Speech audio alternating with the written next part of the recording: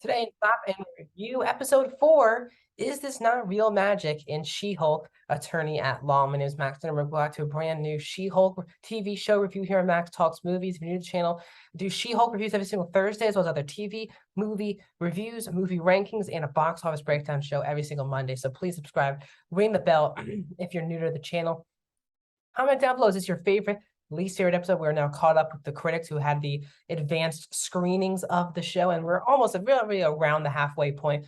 Episode 4 of a 9-episode show, so 5 more episodes to go of She-Hulk. What are your thoughts on the show? You liking the show, disappointed by the show? And like the video, guys, the thumbs up button. So it supports me more than you think. So please like that video, and let's get into episode 4 of She-Hulk. So for me, I thought this was easily the strongest episode of She-Hulk so far.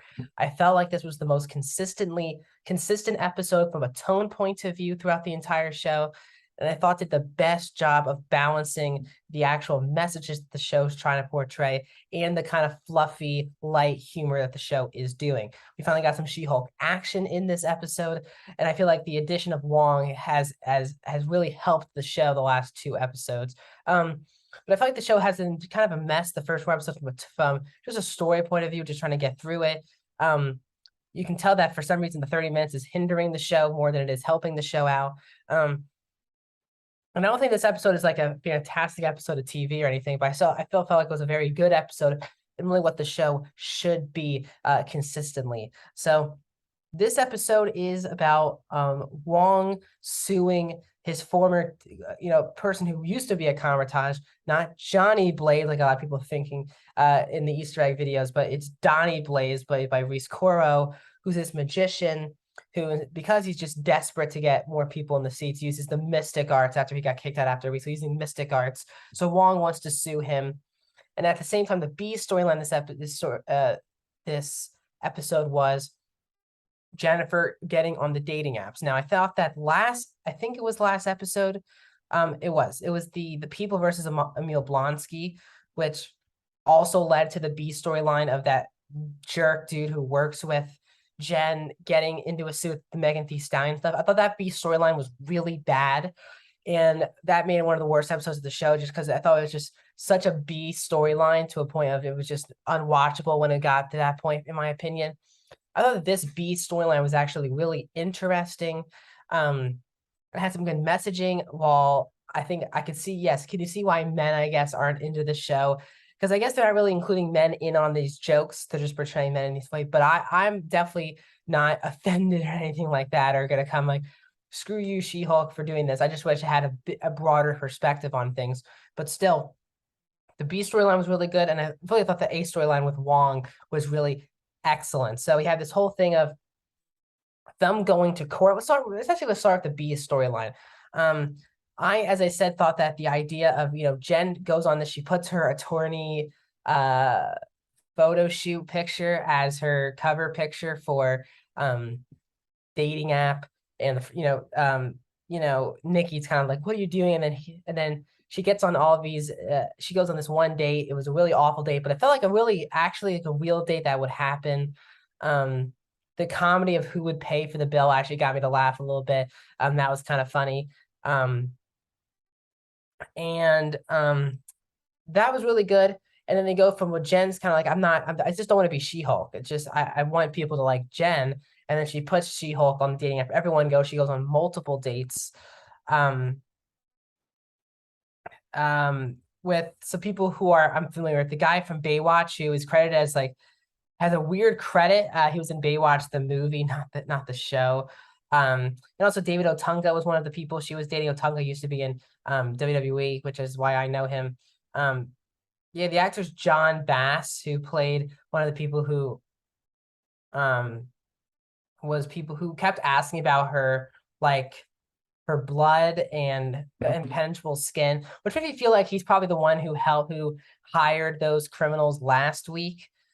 Because he was asking a little bit too specific of questions about, can Wakandan things come through you? Is your skin really impenetrable? I think he's going to be involved later in the show. But she goes to all these dates, and then she finally finds this man who seems to be very nice. He's a doctor, I think, and she finds him very attractive, and he seems just like wants to hear about her and all these things, and she takes them home, and they're about to, get it on, and then Wong interrupts with that whole melee, and then it ends with, Jen. They wake up the next morning, and Jen is now herself, not She-Hulk, and this is where the guy's like, I'm just gonna leave, and it was just kind of like a big slap in the face to Jen, how it's just deflating for Jen, how everyone just wants to be just one She-Hulk and not Jennifer Walters. I feel like this is a really good storyline moving forward.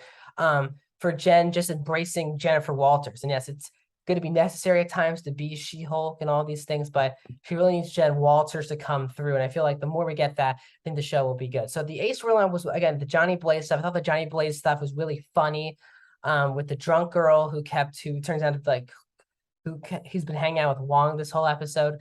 I thought that was actually kind of funny. Wong's dialogue is awesome. Now, I did not think that the breaking the fourth wall stuff has been really bad this episode and last week. It just feels so forced, and the fourth wall breaking isn't that funny. How she was basically like, she starts the episode by saying, well, it's great, Wong's back. It's like we have Twitter armor. I don't find that to be funny, and I found it to be too on the nose. I just don't think that the show needs fourth wall breaking. I just don't. I thought the first episode utilized it very good, and really since then, I just have not liked the fourth wall breaking in the show whatsoever. As we go through, they have this whole court case, and they want a cease and desist, and that doesn't really work out because it's the Mystic Arts.